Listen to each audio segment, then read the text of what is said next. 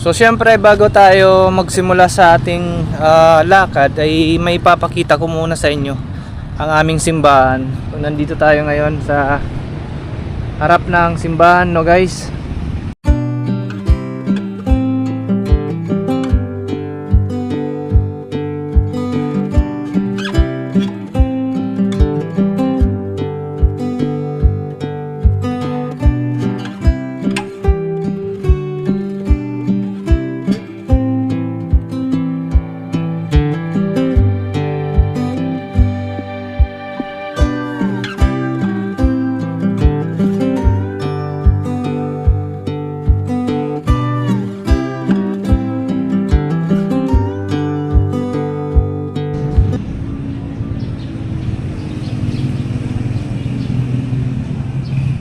Ito yung mga ginamit ng gera noong unang panahon.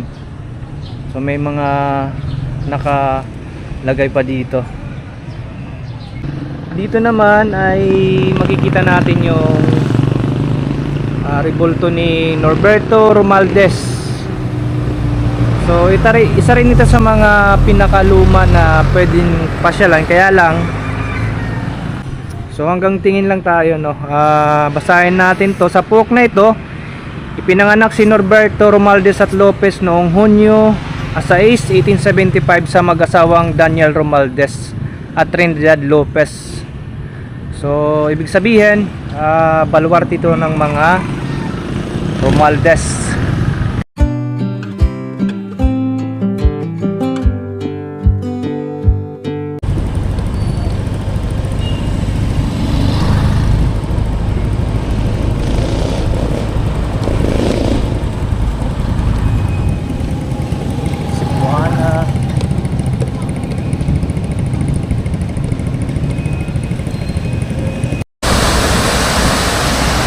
So dito naman, nandito tayo ngayon sa may Daguitan River. So ito yung dam nila. So ayun, naapektuhan din ng kanilang dam sa climate change na nangyayari ngayon dahil hindi na kinakaya yung volume ng tubig. Sinisira na yung ano niya, yung kahit nakasemento sinisira na. Pero sana dito ay hindi na madali. Dito na lang banda. So kahit yung tulay nila hindi namin ay hindi nakaligtas sa ragasan ng tubig. So ganun pa man ay maganda pa rin ang Daguitan. Kahit na sana maprotektahan ito at hindi na masira pa dahil isa ito sa mga pinagkukuhanan ng mga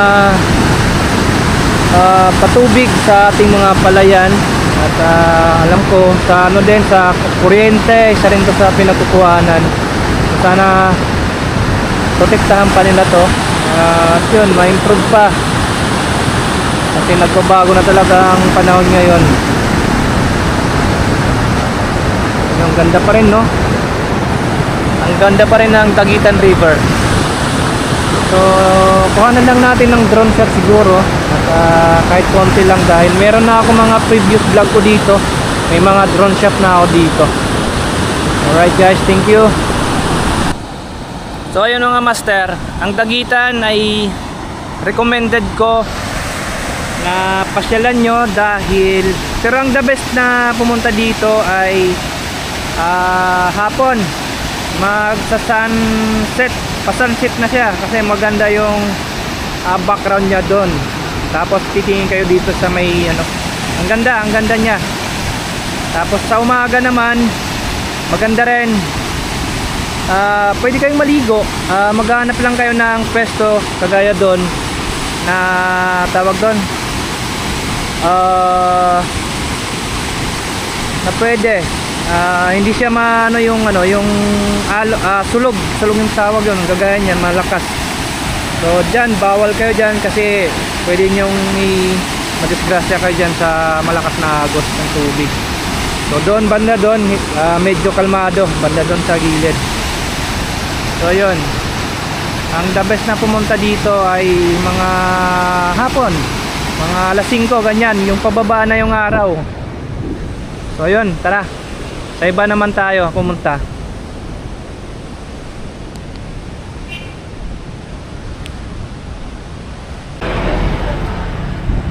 So ayan, hindi ko alam kung okay na ba yung ano nila dito. Merong daanan din dyan eh, parang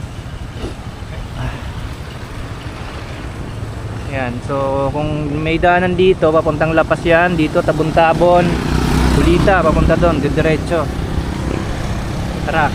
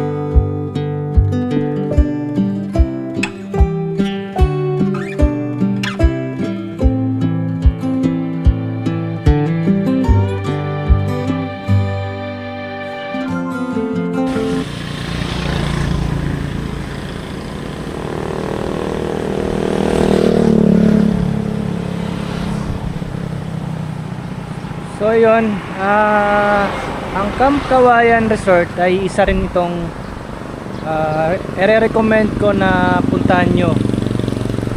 Magpalamig, for family bonding, pwede dito. So tingnan natin, no.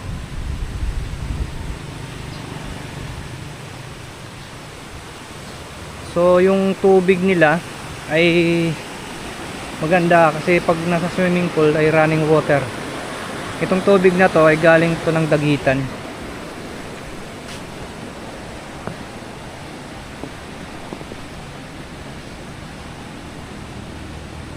So, tingnan lang natin yung ano nila, mga swimming pool, no.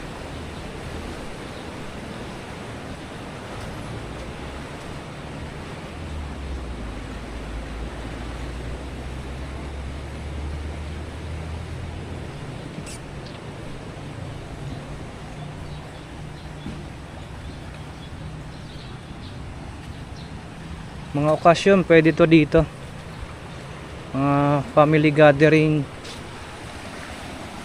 Ganda, no? Galing ng dagitan to, Dagitan River.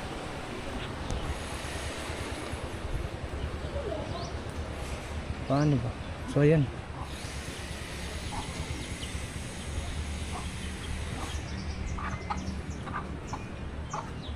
maganda rin eh.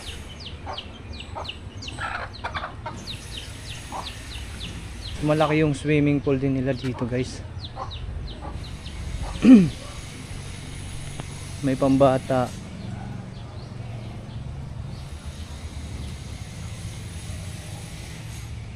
Maganda rin. Ayan, oh.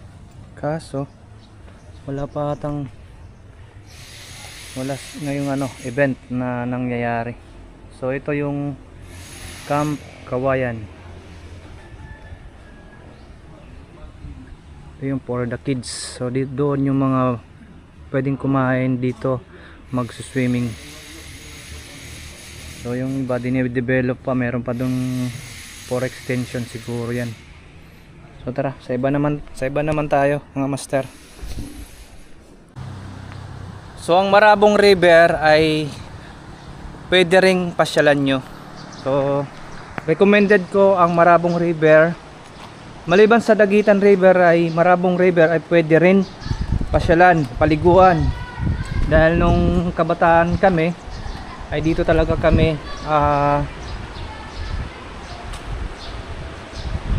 naliligo. So ayan yung Marabong ngayon. So puntahan natin doon.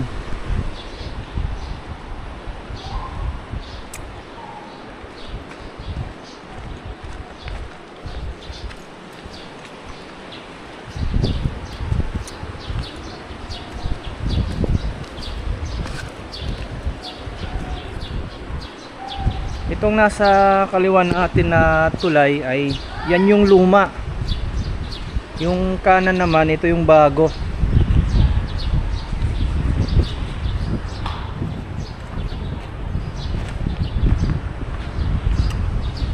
Tingnan natin yung quality ng tubig ng Marabong River. Maganda rin. Tingnan nyo, ang linaw.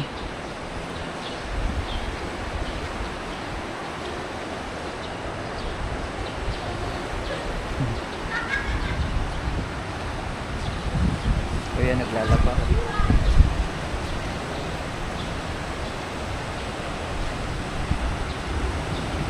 So, tingnan nyo, biruin nyo, sa sobrang lakas ng pagbaha ay naano yung mga lupa, kinakadkad dito sa gilid.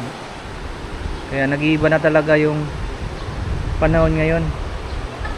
Sarap dyan maligo, oh. Ang sarap maligo. So recommended ko ang Marabong na pasyalan din, na paliguan. Tara, may pupuntahan pa tayo. Malayo nga lang, nasa 30 minutes yung layo niya. So kung pupunta tayo ng ng Magnaw, meron naman doon dito. Ang madadaanan talaga ng Magnaw is Carranza, sa Kalimpuran, Hibunawan, Balao, yan.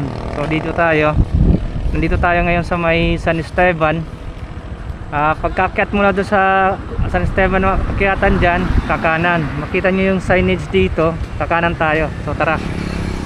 Kulang-kulang 30 minutes tayo nagbiyahe mula Marabong hanggang dito sa may Tanseboy, Burabod Mountain Resort. So andito na tayo, guys. Ayun, punta lang tayo doon. Tantay kung magkano. Pagpira niya entrance, ma'am? 30 sir ang adult. 30. Pwede mag-video-video? Okay po. Pwede? Sige So, sir. yun.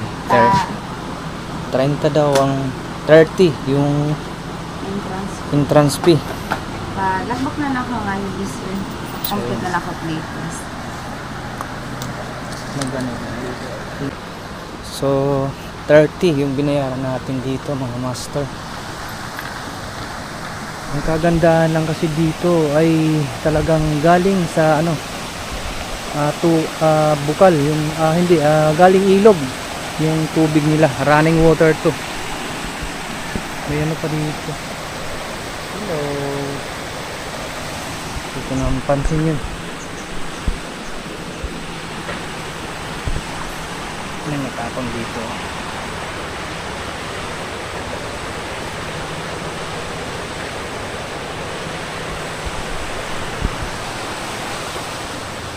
Gusto kong maligo.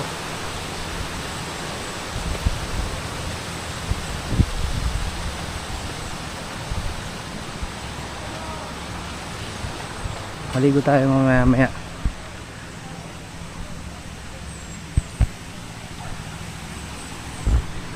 Sarap maligo.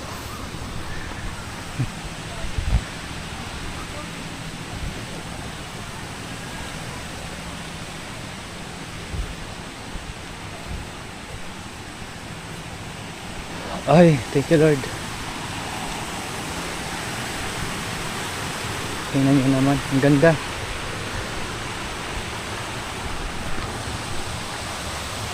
Ayan o. Tingnan natin kung saan talaga nagmumula yung tubig. Presko dito, grabe.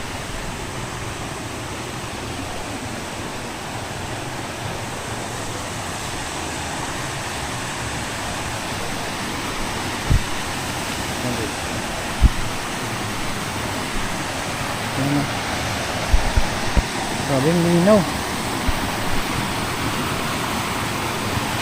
Ang linaw. Naliligo dalawa. Tingnan natin dito guys sa taas. Ang tubig na to ay galing sa bundok talaga.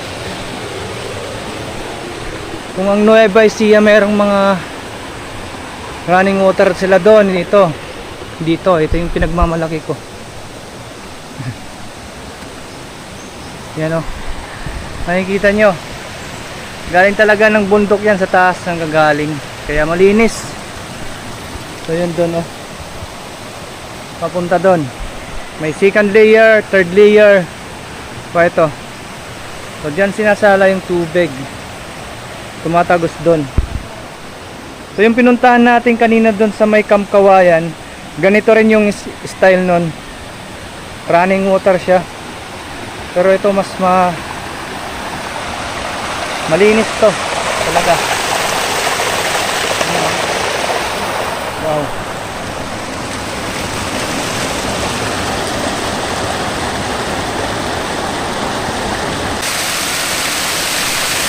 Ganyan talaga yung yung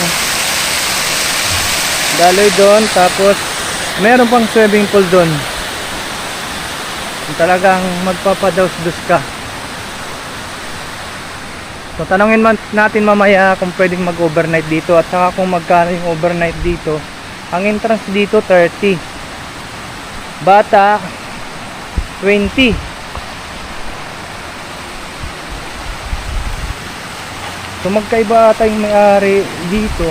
Ewan ko lang kung magkaiba ba.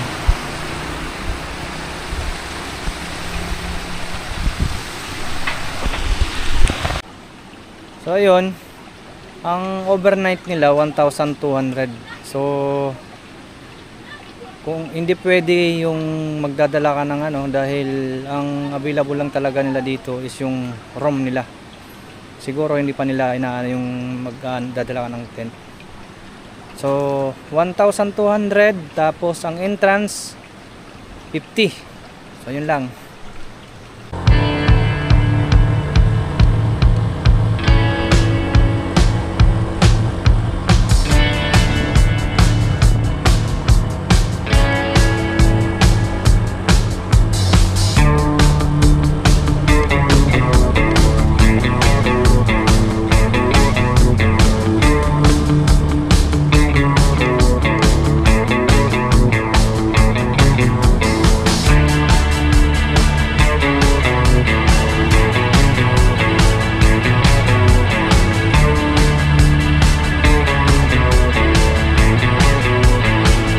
One eternity later.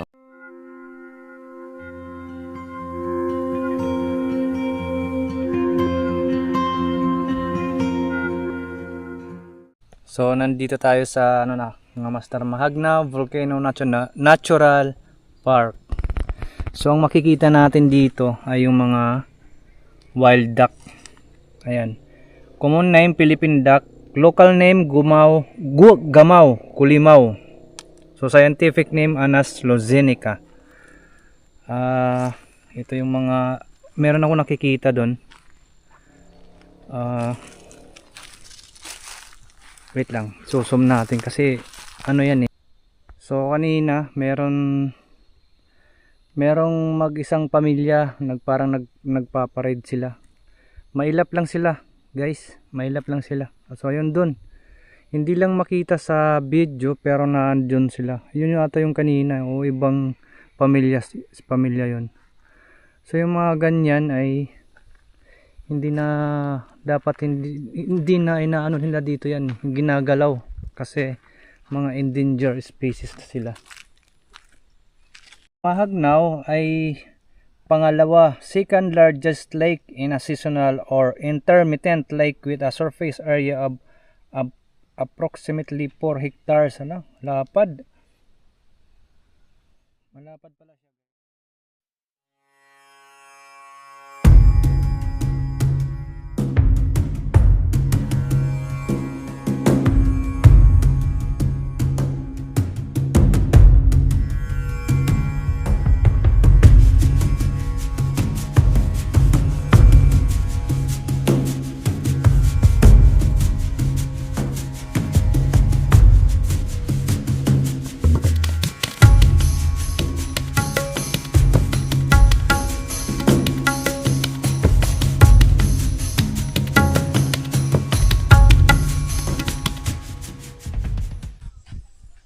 So yun guys, hanggang dito na lang ang aking video. ang aking vlog. Kung meron man ako hindi pa na ipakita na mga pwedeng pasyalan sa part ng Burauen, ay pwede nyong i-comment down below. So huwag kakalimutan mag-subscribe. Kung nagustuhan mo man ang aking mga video, please like and share. Maraming salamat mga master. God bless to all. Bye bye.